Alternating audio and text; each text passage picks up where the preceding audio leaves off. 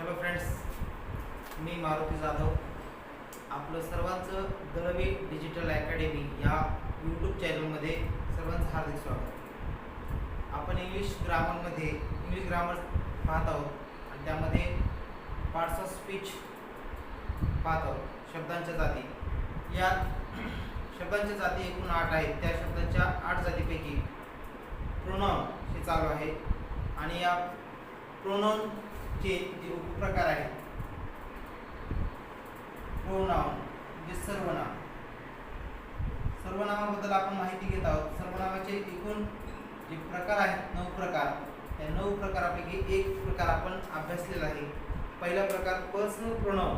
कालच्या व्हिडिओमध्ये आपण पर्सनल प्रोनाउन म्हणजे पुरुषवाचक सर्वनाम याबद्दल अभ्यास केला आहे. तर आज त्या पुढचा जो दुसरा प्रकार आहे रिफ्लेक्सिव्ह प्रोनाउन, याच्याबद्दल आपण माहिती घेणार आहोत. रिफ्लेक्सिव्ह प्रोनाउनलाच मराठीमध्ये आत्मवाचक सर्वनाम असं म्हणतात. रिफ्लेक्सिव्ह प्रोनाउन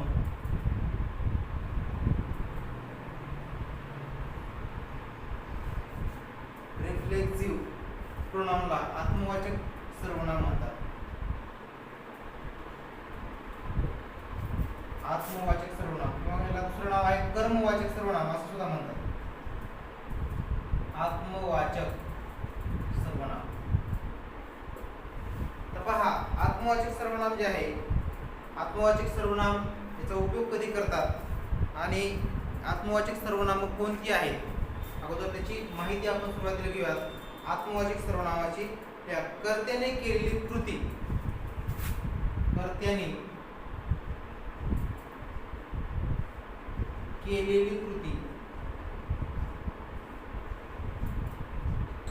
कर्त्याने केलेली कृती कर्त्यावरच घडत असेल. कर्त्यावर म्हणजे त्याच्या स्वतःवरच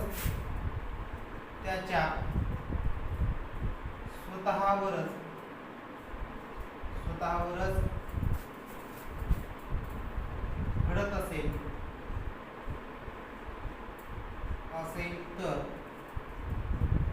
तर अशा सर्वनामांना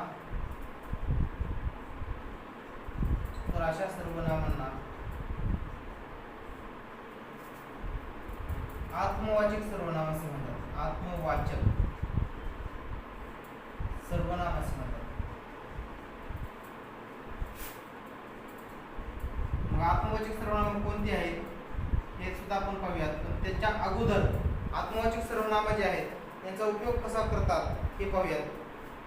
अशा प्रकारच्या सर्वनामांना अशा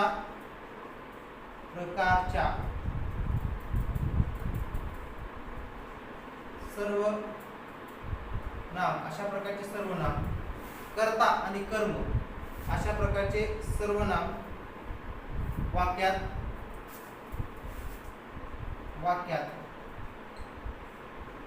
कर्ता व कर्म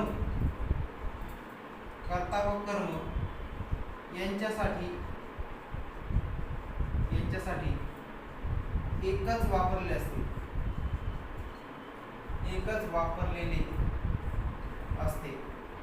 म्हणजे कर्ता आणि कर्म या दोन्हीसाठी एकच सर्वनामाचा उपयोग करतात. आणि आत्मवाचक सर्वनामाचा उल्लेख जर करायचा असेल तर त्या अगोदर नाम आलं पाहिजे. त्या अगोदर म्हणजे एकटं वापरता येत नाही, त्याच्या अगोदर सर्वनाम त्याच्या अगोदर वापरलं पाहिजे, तरच हे आत्मवाचक सर्वनाम वापरतात. आत्मवाचक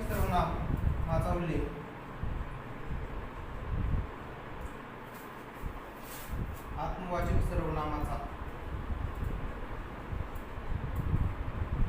उल्लेख करताना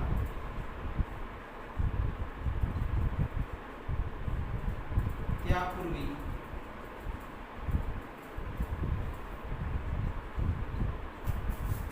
त्याचा उल्लेख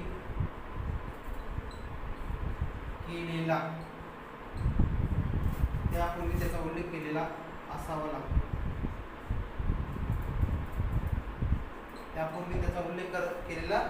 लागतो. म्हणून पूर्व उल्लेख नसताना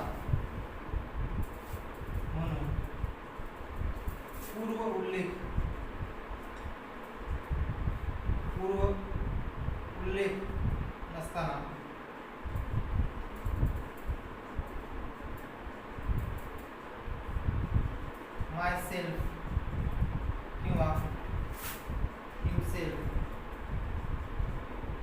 अशी सर्वनामे, अशी आत्मवाचक सर्वनामे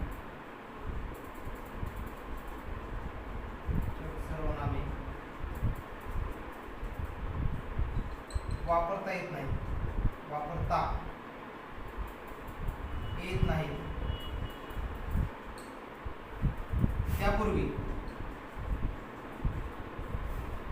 त्यापूर्वी आय माय सेल्फ म्हणजे आय हे सर्वनाम आहे असा अगोदर आयचा उल्लेख असेल तर त्याच्यानंतर त्या वाक्यामध्ये माय सेल्फ असा आपल्याला उल्लेख करावा लागतो.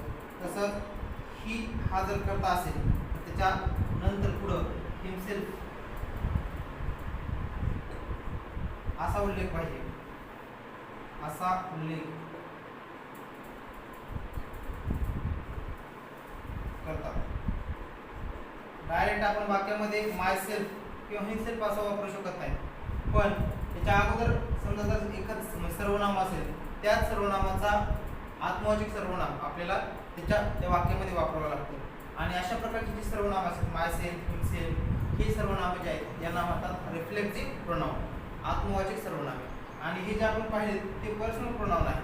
पर्सनल प्रोनाउन वाक्य जर असेल तरच वाक्याच्या नंतर त्या वाक्यामध्ये नंतर माय सेल्फ किंवा हिमसेल्फ वापरतात. डायरेक्ट एकट्या वाक्यामध्ये हे वापरता येत नाही वाक्याच्या सुरुवातीला. आणि म्हणून त्याला कर्मवाचक सर्वनाम असं म्हणतात. काय म्हणून? कर्मवाचक किंवा आत्मवाचक सर्वनाम. त्यानंतर बघा आत्मवाचक सर्वनामे जे आहेत ते कोणती आहेत हे आपण पाहूयात.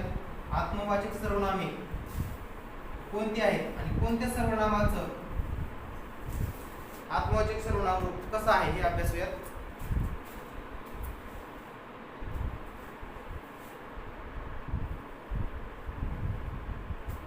रिफ्लेक्सिव्ह प्रोनाउन जे आहेत रिफ्लेक्सिव्ह प्रोनाउन पाहत असताना त्यासाठी म्हणजे पाहूयात कोणते रिफ्लेक्सिव्ह प्रोनाउन आहेत. चला 3-4 रकाने करा कॉलम प्रोनाउन, रिफ्लेक्सिव्ह प्रोनाउन,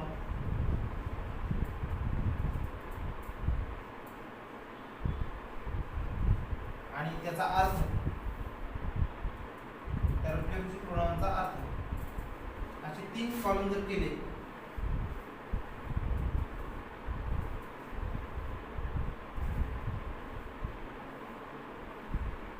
तर पहा आता या ठिकाणी रिफ्लेक्सिव्ह प्रोनाउन म्हणजे आत्मवाचक सर्वनाम हे तर आपल्याला माहिती आहे.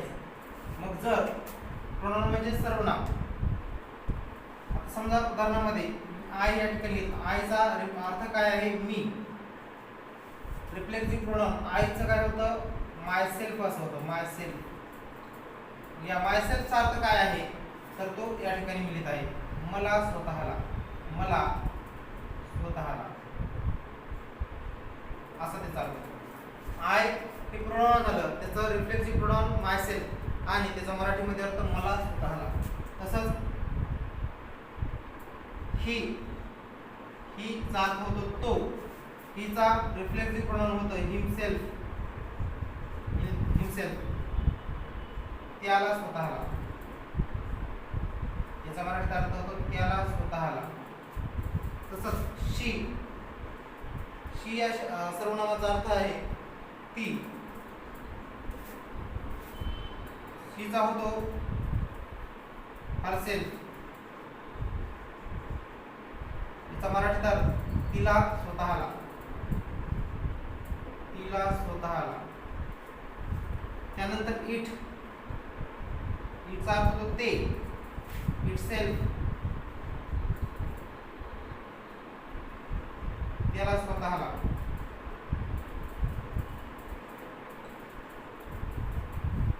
त्यानंतर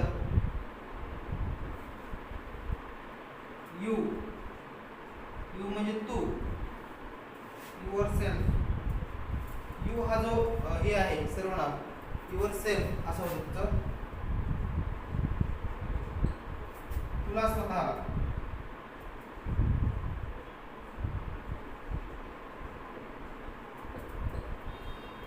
त्यानंतर परत यूचा अर्थ या ठिकाणी तुम्ही असं घेतला, एक वचनातलं यू आणि अनेक वचनामध्ये यू. yourselves, yourself, तुम्हाला स्वतःला. आता पहा या ठिकाणी मित्रांनो आपण हे जे यू घेतलेलं आहे या सिंग्युलर होतं हे यू म्हणजे तू आणि याचं रिफ्लेक्सिव्ह प्रोनाउन काय झालं आहे युअरसेल्फ, युअरसेल्फ म्हणजे तुला स्वतःला. आणि हे जे यू आहे घेतलेलं खालचं हे अनेक वचनातलं याचा अर्थ जर समजा तुम्ही असला अनेकांसाठी जर त्या यू वापरलं सर्वनाम वापरलं असेल तर त्याचं होतं अनेक वचन. युअरसेल्फ एक वचनासाठी युअरसेल्फ, सेल्फ SELVES सेल्फ हे अनेक वचनी जर त्या ठिकाणी नाम सर्वनाम वापरलं असेल त्यावेळेस युअरसेल्फ तुम्हाला स्वतःला अशा प्रकारे हे वापरतात. त्याच्यानंतर दुसरे जे दोन आहेत सर्वनाम त्यांचा पण पाहूयात.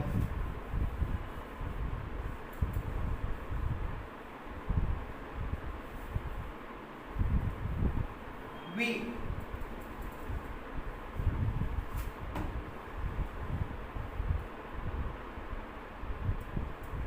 वी म्हणजे आम्ही आणि या वी या सर्वनामाचा जो हे आहे रिफ्लेक्टिव्ह प्रोनाउन काय होतं पहा आवरसेल्व्स, आवरसेल्व्स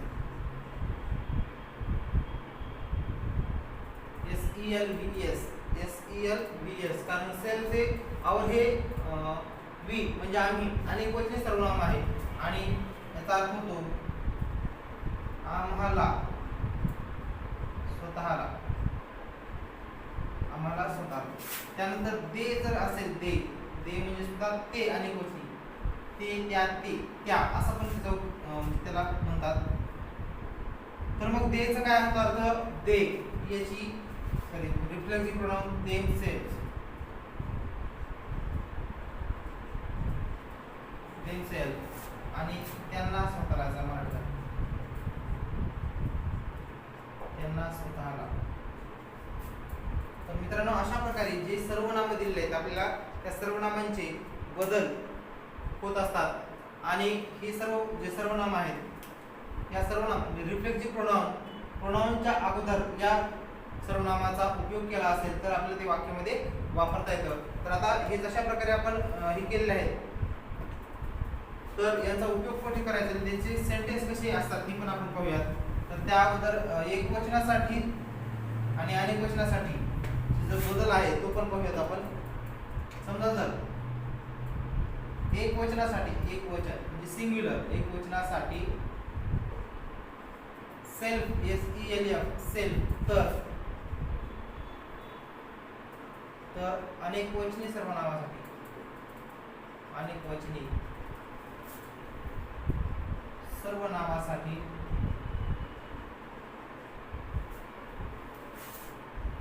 सेल्फ हे प्रत्यय लागतात, हे प्रत्यय लागतात एवढं लक्षात ठेवायचे. एक वचनी सर्वनाम जर असेल तर त्यासाठी काय लागतं सेल्फ SELF आणि जर अनेक वचनी सर्वनाम असेल तर SELVES हे सर्वनाम लागतं. तसंच रिफ्लेक्सिव्ह प्रोनाउन कधीही वाक्यात तसेच रिफ्लेक्सिव्ह प्रोनाउन कधीही वाक्यात कर्ता म्हणून वापरले जात नाही. कधीही वाक्यात कर्ता म्हणजे सब्जेक्ट कर्ता म्हणून वापरले जात नाही, वापरले जात नाही. रिफ्लेक्सिव्ह प्रोनाउन वाक्यामध्ये कधीच कर्ता म्हणून सब्जेक्ट म्हणून वापरले जात नाही. तसेच रिफ्लेक्सिव्ह प्रोनाउनचे म्हणजे हे जे रिफ्लेक्सिव्ह प्रोनाउन असतात त्यांची अपॉस्ट्रॉफी सुद्धा होत नाही म्हणजे त्यांचा श्रेष्ठीचा प्रत्यय सुद्धा कधी वाक्यामध्ये लागत नाही कारण त्याच्या अगोदरच ते सर्वनाम वापरलेलं असतं. आणि कर्ता आणि कर्म जर एक असेल तरच या रिफ्लेक्सिव्ह प्रोनाउनचा उपयोग केला जातो आणि जर कर्ता आणि कर्म वेगळं असेल तर त्या ठिकाणी या रिफ्लेक्सिव्ह प्रोनाउनचा उपयोग होत नाही हे सुद्धा लक्षात ठेवायचे. फॉर एक्झाम्पल पाहता याचा उपयोग कसा करतात किंवा कधी करतात.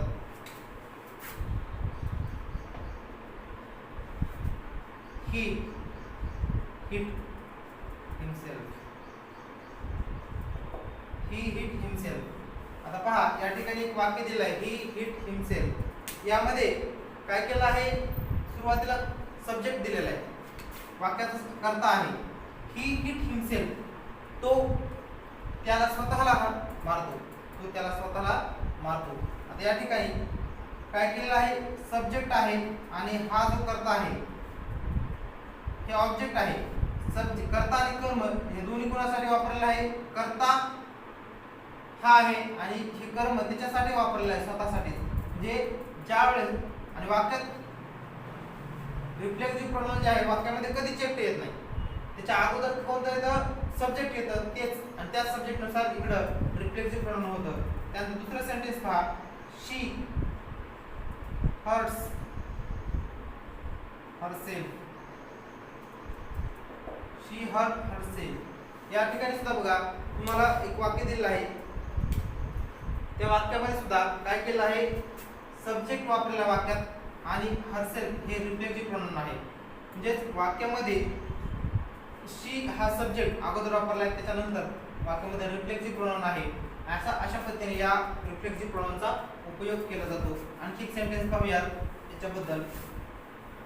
वाक्यामध्ये ते कधी येत नाही, वाक्याचा कर्ता रिफ्लेक्सिव्ह प्रोनाउन नसतं, ते कर्म म्हणून सहसा वापरतात. त्यानंतर पुढचं sentence, they blame themselves.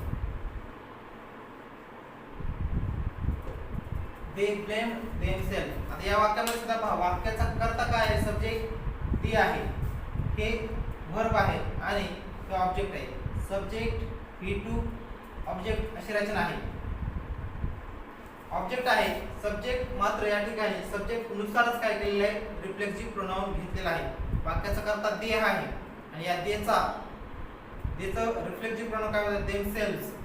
Plural आहे, अनेक वचनी आहे हा कर्ता, म्हणून त्यानुसार देमसेल्फ असं आहे. या ठिकाणी देमसेल्फ येणार नाही, देमसेल्फ आलं तर ते चूक असेल. अनेक वचनी कर्ता म्हणून याचं अनेक वचन असं होतं. तर अशा प्रकारे मित्रांनो हे जे हा दुसरा प्रकार होता या प्रोनाउनचा तो आपण अभ्यासला आहे. आय होप तुम्हाला चांगल्या प्रकारे समजला असेल. तर मग याच्यानंतर जो सर्वनाम आहे त्या सर्वनामाचा पुढचा प्रकार पाहूया, तिसरा प्रकार सर्वनामाचा.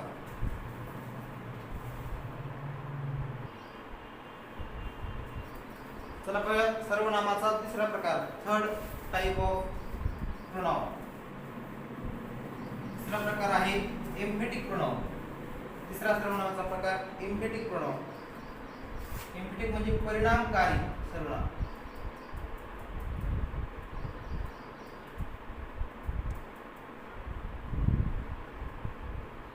एम्फेटिक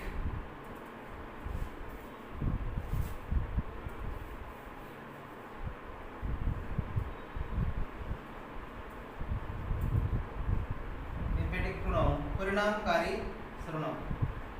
तर या एम्फेटिक प्रोनाउनलाच मराठीत काय म्हणतात, परिणामकारी.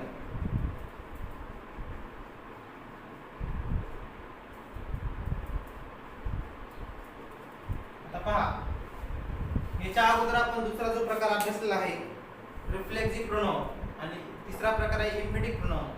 रिफ्लेक्सिव्ह प्रोनाउन आणि एम्फेटिक प्रोनाउन दोन्ही सर्वनाम दोन्हीमध्ये एकच असतात, फक्त दोन्हीमध्ये बदल काय आहे, त्यांचा उपयोग कोणत्या ठिकाणी करायचा आहे यानुसार बदल आहे. परिणामकारी जे सर्वनाम आहेत याला जोरदर्शक असं हे म्हणतात, कारण जर एखाद्या वाक्यामध्ये सर्वनाम म्हणजे जो कर्ता आहे सब्जेक्ट जो असतो, त्या सब्जेक्ट म्हणजे कर्त्याने जर एखादी कृती स्वतः केली आहे आणि हे जोर देऊन जर सांगायचं असेल, कर्त्याने स्वतः एखादी कृती केली आहे असं जर जोर देऊन सांगायचं आहे, परिणामकारक असं इफेक्टिव्ह वाक्य जर म्हणजे सांगायचं असेल, तर त्यावेळेस या एम्फेटिक प्रोनाउनचा उपयोग करतात. परिणामकारक सर्वनामे आणि आत्मवाचक सर्वनामे दोन्ही एकच आहे, पण त्याचा उपयोग कसा करतात त्यानुसार आपल्याला ते ओळखावे लागतात. तर याच्याबद्दल लिहा माहिती. आत्मवाचक सर्वनाम, आत्मवाचक सर्वनामे व परिणामकारी सर्वनामे. आत्मवाचक सर्वनामे व परिणामकारी सर्वनामे ही एकच आहेत, ही एक एकच आहेत. हा बदल काय आहे दोन्हीमध्ये नेमका? ज्यावेळी आत्मवाचक सर्वनाम आपण पाहिलं, परिणामकारी सर्वनाम पाहूया. ज्यावेळी कर्त्याने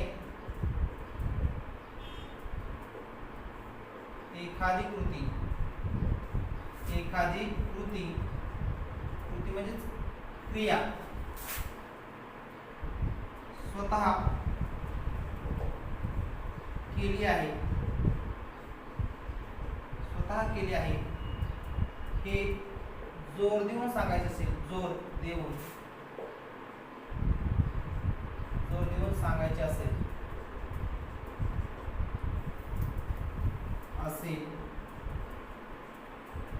तर, एखादी कृती कर्त्याने केली आहे हे जोर देऊन सांगायचे असेल तर तेव्हा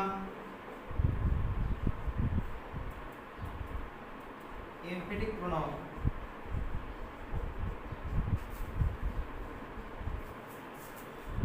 चा उपयोग करतात. एम्फेटिक प्रोनाउनचा उपयोग करतात आणि एम्फेटिक प्रोनाउन कर्त्यानंतर लगेच येतात. परिणामकारी सर्वनामे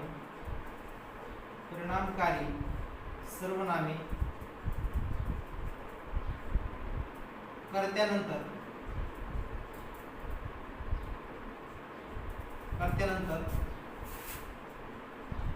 लगेच वापरले जातात. कर्त्याच्या नंतर जो कर्ता आहे वाक्यामध्ये त्या कर्त्यानंतर लगेच वापरले जातात. आणि कर्ता नाम असू शकतो किंवा सर्वनाम असू शकतो. कोणतंही नाम असेल किंवा सर्वनाम असेल, त्या नामानंतर लगेच या एम्फेटिक प्रोनाउनचा उपयोग केला जातो. असं वाटल्यास घेऊन ठेवा. परिणामकारी सर्वनामे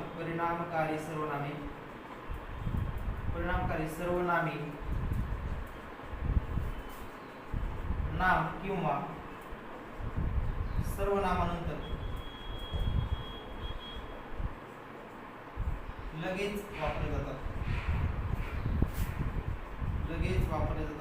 वाक्यात नाम किंवा सर्वनाम नसेल तर एम्फेटिक प्रोनाउन येत नाहीत. एम्फेटिक प्रोनाउन कोणते आहेत आपण पाहिलं होतं. आता जे दिले होते एम्फेटिक प्रोनाउन तेच रिफ्लेक्सिव्ह प्रोनाउन जे अभ्यासले होते तेच आहेत, फक्त त्यांचा थोडा अर्थ बदलतो. मग आता पाहूया त्याचा अर्थ सुद्धा आणि ते प्रोनाउन सुद्धा. असे दोन कॉलम करा. एम्फेटिक प्रोनाउन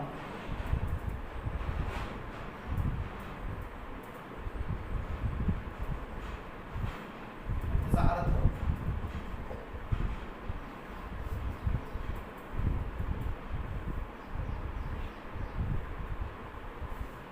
मायसेल्फ याचा अर्थ आपण रिफ्लेक्सिव्ह प्रोनाउन मध्ये काय करतात, मला स्वतःला असं पाहिलं होता. पण जर ते एम्फेटिक प्रोनाउन मध्ये वापरलं असेल मायसेल्फ तर मी स्वतः असं जातो. मी स्वतः. तसंच मग ही जर वापरला, ही हिमसेल्फ होतं, हिमसेल्फ असं वापरलं, तो स्वतः. हरसेल्फ ही स्वतः. इटसेल्फ ते स्वतः. इटसेल्फ ते स्वतः. यू युअरसेल्फ तू स्वतः. युअरसेल्फचा अर्थ होतो तू स्वतः. त्यानंतर युअरसेल्फ तुम्ही स्वतः.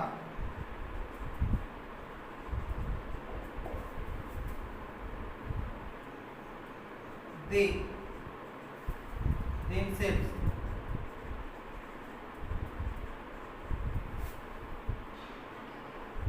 त्यांना स्वतः. त्यांनी स्वतः. ourselves आम्ही स्वतः.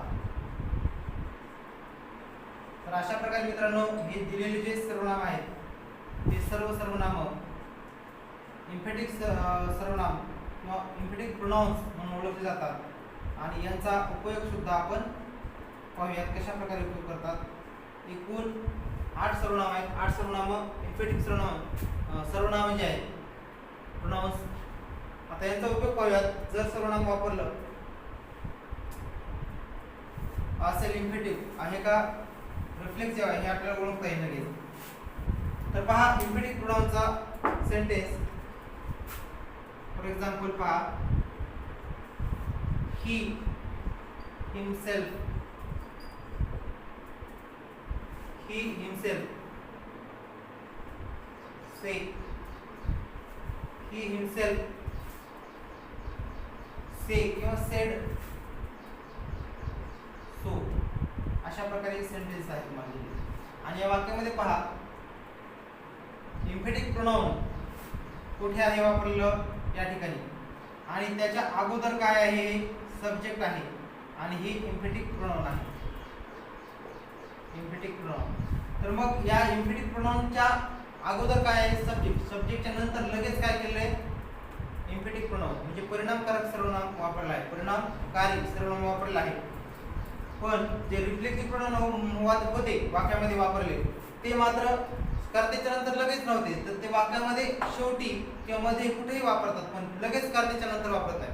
कर्त्याच्या नंतर किंवा जो नाम दिलेला आहे वाक्यामध्ये नाम किंवा सर्वनाम असेल त्याच्यानंतर लगेच लागलीच जर वापरलं तर त्याला म्हणायचं इम्पेटिक. आणि जर लगेच नसेल त्याच्यामध्ये काही शब्द दुसरे असतील कर्म असेल क्रियापद असेल किंवा दुसरे काही शब्द असतील त्यावेळेस मात्र ते आत्मवाचक सर्वनाम असतं. हा दोन्ही मधला फरक आहे. आणखी एक सेंटेन्स बघूयात. शी herself blamed me. पहा या ठिकाणी सुद्धा काय केलं आहे हरसेल्फ असं सर्वनाम वापरलं आहे आणि त्याच्या अगोदर काय केलंय सब्जेक्ट आहे. म्हणजे जर एखाद्या कर्त्याच्या नंतर लगेच हे इम्पेटिक प्रोनाउन वापरले असतील तर त्याला म्हणायचं जर समजा सर्वनाम वापरलं तर त्याला म्हणायचं परिणामकारक. आणि जर आता समजा एक आणखी सेंटेन्स बघूयात.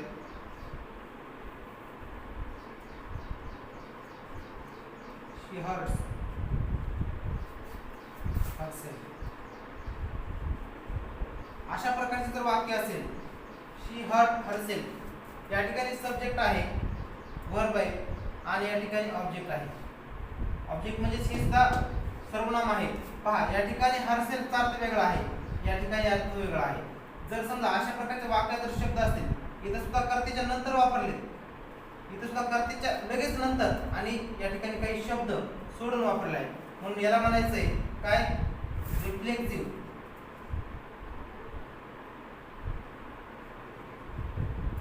Reflexive pronoun.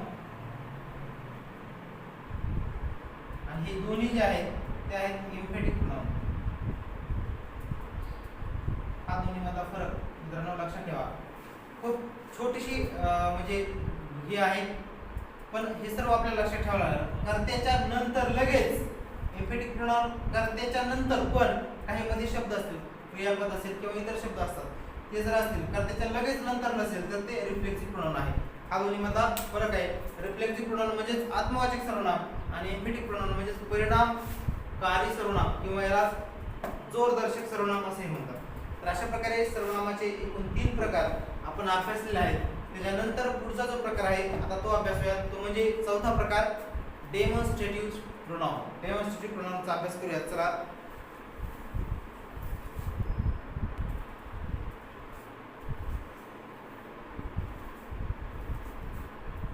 चला तर पाहूया. आता सर्वनामाचा जो चौथा प्रकार आहे तो अभ्यास होतो.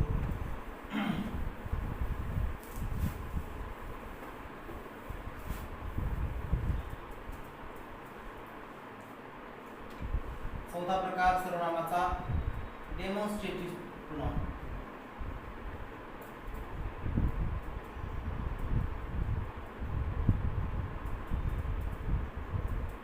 डेमॉन्स्ट्रेटिव्ह प्रोनाउनलाच दर्शक सर्वनाम असं म्हणतात. दर्शक सर्वनाम.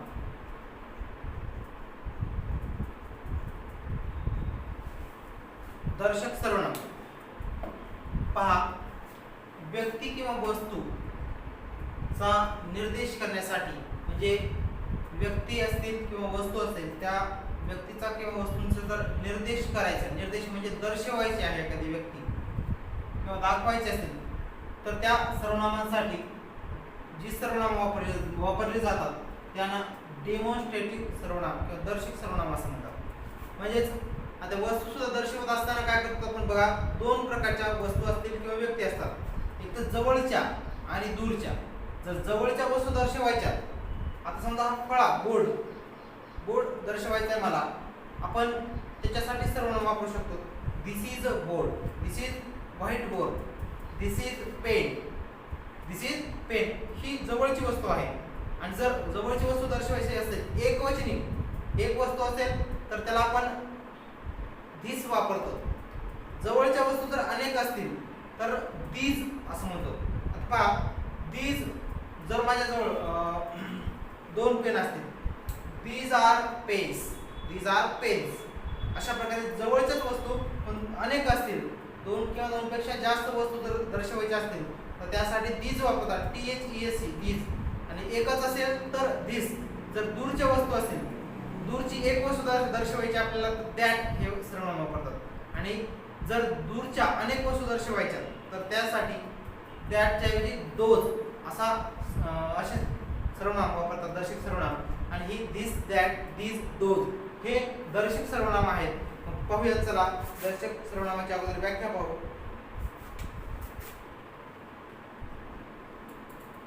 व्यक्ती किंवा वस्तूचा निर्देश करण्यासाठी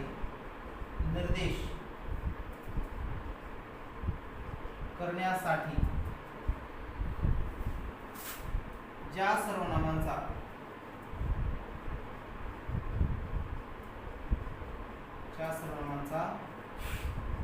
उपयोग केला जातो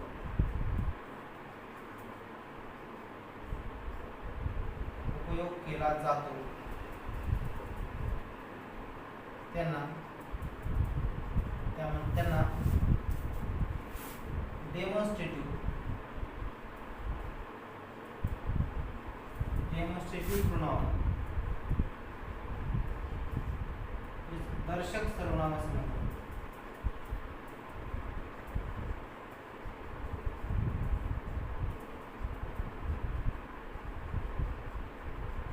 व्यक्ती किंवा वस्तूचा उल्लेख जर करायचा असेल जवळच्या किंवा दूरच्या तर त्यासाठी डेमॉन्स्ट्रेटिव्ह सर्वनामाचा उपयोग करतात.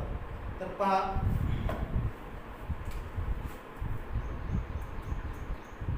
दिस किंवा दीज या दर्शक सर्वनामाचा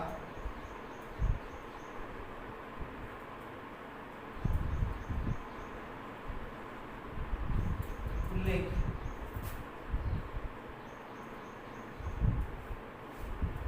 जवळच्या वस्तू दर्शविण्यासाठी, जवळच्या वस्तू किंवा व्यक्ती दर्शविण्यासाठी करतात.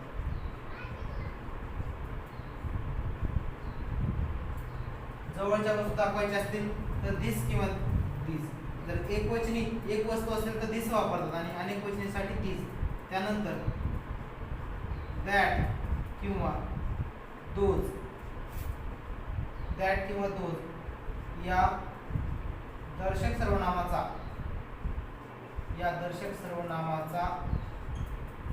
उपयोग दूरच्या वस्तू किंवा व्यक्ती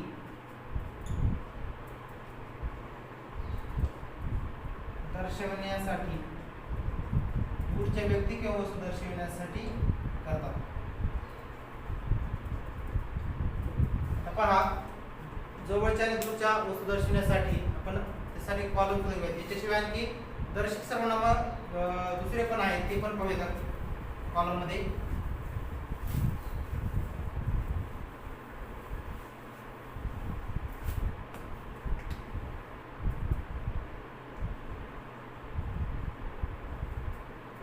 असा एक कॉलम करा, सिंग्युलर आणि प्लुरल. सिंग्युलर म्हणजे एक वचन आणि प्लुरल म्हणजे अनेक वचन. हे आपण अभ्यासलं आहे. सेपरेट व्हिडिओ एक चॅप्टर आपण याच्यावर हे केलं आहे. सिंग्युलर म्हणजे काय, एक वचन, आणि प्लुरल म्हणजे अनेक वचन. तर मग सिंग्युलर समजा आता एकवचनी सिंग्युलर धिस आहे, तर याचं अनेक वचन काय होतं, दीज असं होतं, THESE दीज. तर दॅट हे सुद्धा दर्शक सर्वनाम आहे, डेमॉन्स्ट्रेटिव्ह प्रोनाउन आहे. दॅट या सर्वनामाचं अनेक वचन काय होतं, दोज. जवळच्या वस्तू दर्शविण्यासाठी दिस आणि दॅट, दूरच्या वस्तू दर्शविण्यासाठी दीज आणि दोज. दूरच्या अनेक वस्तू दर्शवायच्या तर दीज वापरायचे, आणि दोज जवळच्या अनेक वस्तू दर्शवायच्या दीज वापरा, दूरच्या अनेक वस्तू दर्शवायच्या आहेत दोज वापरा. त्यानंतर सच हे सुद्धा जवळच्या किंवा दूरच्या वस्तू दर्शविण्यासाठी सच वापरतात. The same, the same. अशा प्रकारे मित्रांनो ही जी सर्वनाम दिलेली आहेत डेमॉन्स्ट्रेटिव्ह प्रोनाउन्स म्हणून ओळखले जातात. आणि आता यांचे जे सेंटेन्स आहेत यांचे वाक्य पाहूयात काही उदाहरणाद्वारे. उदाहरणार्थ पहा,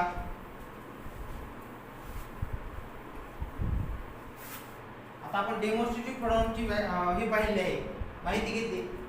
जर समजा जवळची व्यक्ती दर्शवायची आहे, for example this is a boy, this is a boy. जवळचा मुलगा आहे, जवळ आपल्या मुलगा उभारला आहे आणि तो आपल्याला दर्शवायचा आहे, दिस इज अ बॉय किंवा this is a pen, this is a pen. तसंच दॅटचा उपयोग करूयात.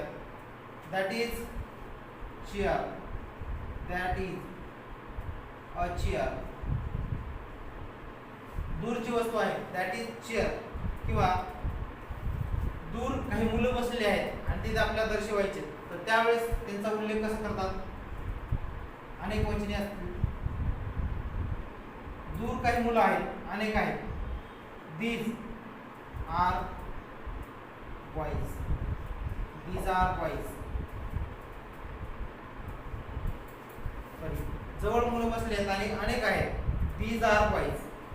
दूर काही अंतरावरचं काही हे असतील, चेअर असतील, तर आपण त्यांना दोज आर चेअर्स असेही म्हणू शकतो. Those are chairs. तर अशा प्रकारे मित्रांनो आपण दिस आणि दॅट हे जे दोन्ही सर्वनाम आहेत, डेमॉन्स्ट्रेटिव्ह प्रोनाउन आहेत, या प्रोनाउन बद्दल आपण माहिती घेतली आहे. पहा या ठिकाणी दिस, जर समजा दिस या ठिकाणी केलं आहे, बॉयचा निर्देश करत आहे. दिस हे सर्वनाम पेनचा निर्देश करत आहे. दॅट चेअरचा निर्देश करत आहे. दीज बॉईज, दोज हे चेअरचा निर्देश करत आहे. अशा प्रकारे ही सर्वनाम जे आहेत या दर्शक सर्वनामाचा उपयोग होतो वस्तू दर्शविण्यासाठी, जवळच्या वस्तू दर्शविण्यासाठी आणि दूरच्या वस्तू दर्शविण्यासाठी. तर जर तुम्हाला हा प्रोनाउन्सचा जो व्हिडिओ आहे जर तुम्हाला आवडला असल्यास याला लाईक करायचं आहे, शेअर करायचं आहे, कमेंट आणि सर्वात महत्त्वाचं सबस्क्राईब करायचं आहे आपल्या चॅनलला.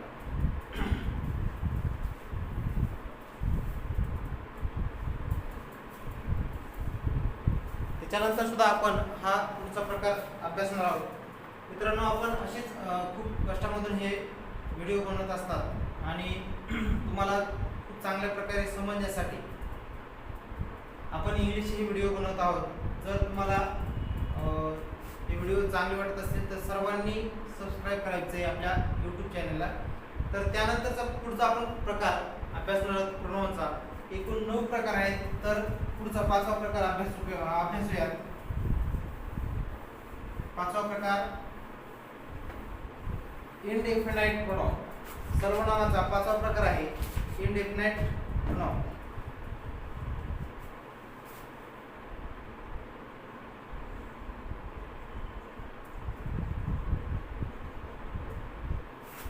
इनडेफिनाइट प्रोनाउन याला अनिश्चित उपपदे असं म्हणतात. सॉरी, अनिश्चित सर्वनाम. अनिश्चित सर्वनाम.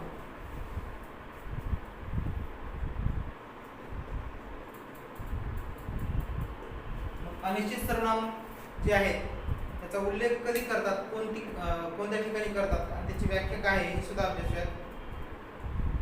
तर लिहा इंडेफिनाइट प्रोनाउन बद्दल. अनिश्चित व्यक्ती असतील किंवा वस्तू असतील आणि त्या व्यक्ती किंवा वस्तूचा उल्लेख करायचा असेल किंवा ते दर्शवायचे असतील तर या अनिश्चित सर्वनामाचा उपयोग करतात. अनिश्चित सर्वनाम लिहा. अनिश्चित व्यक्ती. अनिश्चित म्हणजेच काय तर निश्चित नसणे, निश्चित माहित नाही, नक्की आपल्याला त्याबद्दल माहिती नसतं अशी अनिश्चित व्यक्ती किंवा वस्तू दर्शविण्यासाठी अनिश्चित व्यक्ती किंवा वस्तू दर्शविण्यासाठी या सर्वनामाचा इंडेफिनाइट सर्वनामाचा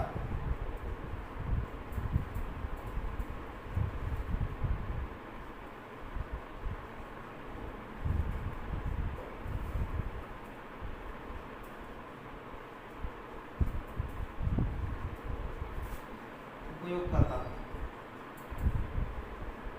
अनिश्चित व्यक्ती किंवा वस्तू दर्शविण्यासाठी या इंडेफिनाइट प्रोनाउन्सचा उपयोग केला जातो.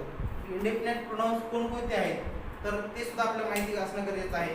इंडेफिनाइट प्रोनाउन्स पहा. इंडेफिनाइट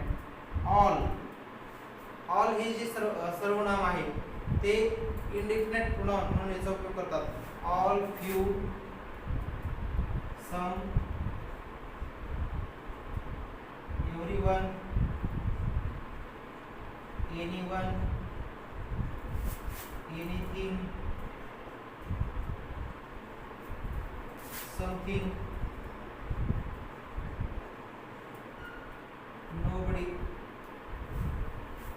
नोबडी आहे. त्यानंतर anybody, everybody, something, nobody, somebody,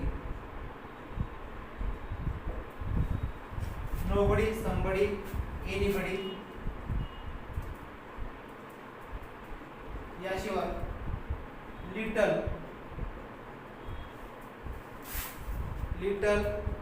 त्यानंतर एनी, बोथ,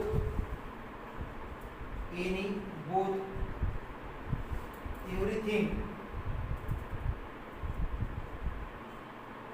नथिंग,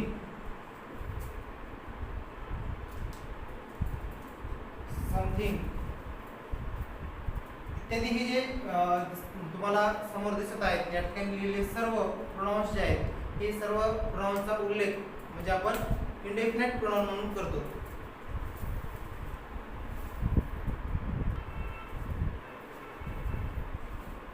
तर विद्यार्थी मित्रांनो ही सर्व जी सर्वनाम आहेत दिलेले ही सर्व प्रोनाउन्स आहेत आणि यांचा उपयोग कशा प्रकारे करतात तर काही सर्वनाम हे अनेक वचने आहेत त्याच्यामध्ये, तर काही सर्वनामे एक वचने आहेत, सिंग्युलर सुद्धा आहे, प्लुरल सुद्धा आहे.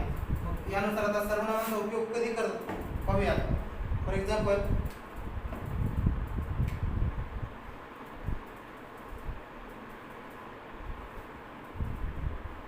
Everything is beautiful. Everything is beautiful. या ठिकाणी पहा indefinite pronoun वापरलाय. Everything is beautiful. All are correct. हे सर्वनाम जे वापरलं आहे all म्हणजे सर्व बरोबर आहे. याचा अर्थ असा आहे की म्हणजे हे सर्व जे सर्वनाम आहेत निश्चित आपल्याला सांगता येत ना ऑल म्हणजे नेमकं किती पहा.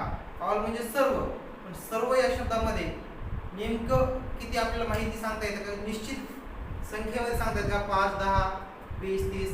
ऑल फक्त अनिश्चित आहे हे आपल्याला सांगता येत नाही. एव्हरीथिंग म्हणजे प्रत्येक गोष्ट म्हणजे पण नेमक्या कोणत्या गोष्टी हे आपल्याला सांगता येत नाही. प्रत्येक गोष्ट खरं आहे पण नेमके कोणत्या जे अशी जे निश्चित आपल्याला त्या सर्वनामाबद्दल माहिती नसते किंवा व्यक्ती किंवा वस्तूबद्दल माहिती नसते अशा व्यक्ती किंवा वस्तूंचा जर निर्देश करायचा असेल तर त्यावेळेस अनिश्चित सर्वनाम म्हणजे इंडेफिनाइट प्रोनाउन्सचा उपयोग केला जातो. त्यानंतर पहा nothing of book, nothing of books are available, nothing of books are available असे बरेचसे सर्वनाम आहेत जे की याचा उपयोग आपण करत असतो. त्यानंतर someone has stolen my pocket, असे बरेच प्रत्येक जे इंडिफिनाइट प्रोनाउन दिलेले होते तुम्हाला त्या प्रत्येक सेंटेन्सचे एक्झाम्पल्स होत असतात.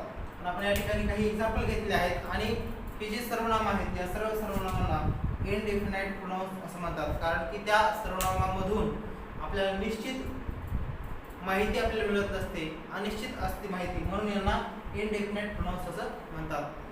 तर हा व्हिडिओ पाहिल्याबद्दल सर्वांचे धन्यवाद. Thank you for watching.